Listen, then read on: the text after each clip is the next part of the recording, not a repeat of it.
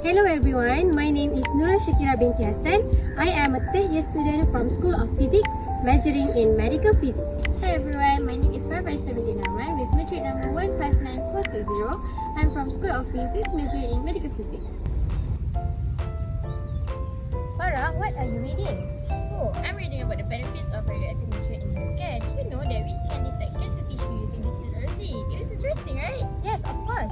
But do you know that is also a dark side of radioactive material? Have you ever heard about radioactive disaster happened in 2000 at Thailand? No, I didn't know about that. Can you tell me more about the disaster? Yes, of course. So, In January to February 2000, a radioactive disaster happened in Thailand's Samut Prakan province.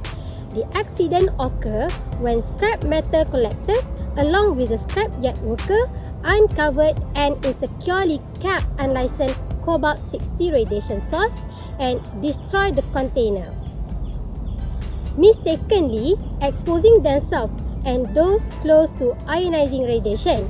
The gadget involved in the Samut Prakan disaster was the Simon Rotational Gammatron 3 teletherapy machine, which was delivered to Thailand in 1969. After patient treatment times became unworkable, a new source was introduced in 1981.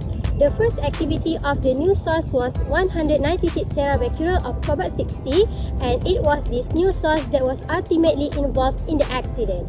Cobalt-60 is a radioactive cobalt isotope with a half-life of 5.27 years that generates every penetrating gamma rays. The teletherapy unit was believed to have been discontinued in 1994, possibly because patient treatment periods got too prolonged. Due to a lack of storage space for the old teletherapy unit containing the decommissioned source, the hospital sold the equipment and source to the new supplier agency, KSE Company. The transfer was not communicated to the Office of Atomic Energy for Peace, which is OAEP, by either the hospital or KSE. On January 24, 2000, two scrap collectors bought part of a radiation therapy machine from strangers, planning to resell it as scrap metal. On February 1, they along with two friends attempt to dismantle a metal piece that held the radiation source. Using a hammer and chisel, they cracked the metal open. Taking the metal along with other scrap to a Samut Prakan province scrap yard, they asked a worker to cut it open with a torch. Two smaller pieces fell out, unbeknownst to the workers. The larger metal part was returned to the collectors and the smaller pieces were left in the junkyard. The four individuals present during the opening of the metal piece fell ill the next day and remained sick for a week. On February 12, thinking the metal caused the illness, the scrapyard owner had the smaller pieces discarded, unaware of the harmful contents. By mid of February, the people involved had worse health problems like burns, swollen hands, diarrhea, fever, and losing hair. Even a stray dog seen in the scrapyard died. Two sick people went to the surgery ward and another went to the medical ward at Samut Prakan Hospital. They were vomiting and two had low white blood cell count. On February 18, doctors figured out it was probably because of radiation and told the OAEP. OAEP sent two officers to check after getting the message.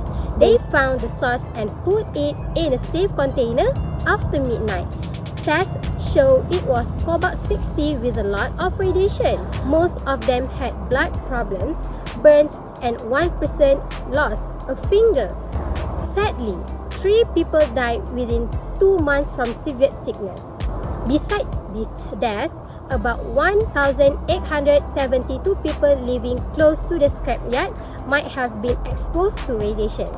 So, we already know how dangerous radioactive material is when it does not have a good handle. So, how to handle radioactive material safely? Firstly, personnel handling radioactive materials should undergo through education and training, focusing on radiation safety, protective equipment use, and emergency procedure. Secondly, utilizing personal protective equipment (PPE) such as lead aprons and gloves to help minimize direct exposure, while materials like lead act as effective radiation shielding. Additionally, reducing exposure time and maintaining a safe distance from radioactive sources are crucially practiced to enhance safety. So that's the story. Now I know radioactive material can be useful if handled with care, but also can be harmful if it's not managed properly. Yes, of course. So, that's all from us. Thank you. Bye-bye. Hey, Farah, what are you reading?